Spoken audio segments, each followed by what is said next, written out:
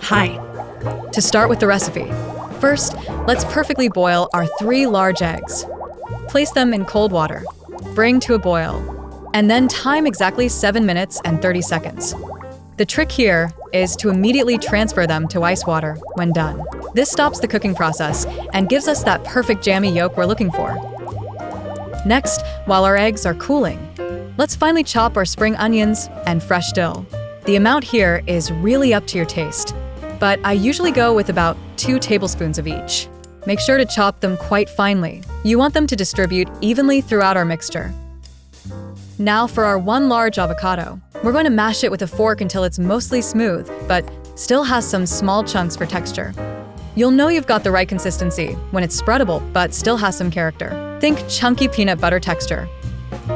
Time to combine our ingredients.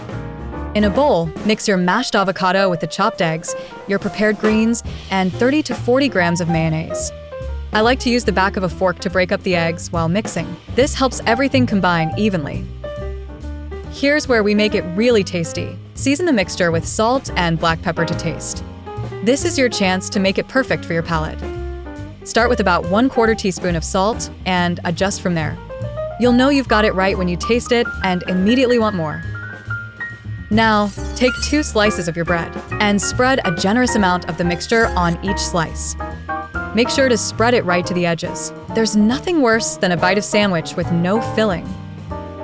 Layer your remaining egg slices on top of the mixture. I like to arrange them so every bite gets some egg. It makes for a better eating experience. The egg should be firm enough to slice cleanly, but still have that beautiful jammy center. Take your remaining 2 slices of bread and place them on top to complete your sandwiches. Press down gently to help everything stick together, but not too hard. We don't want all our fillings squishing out the sides.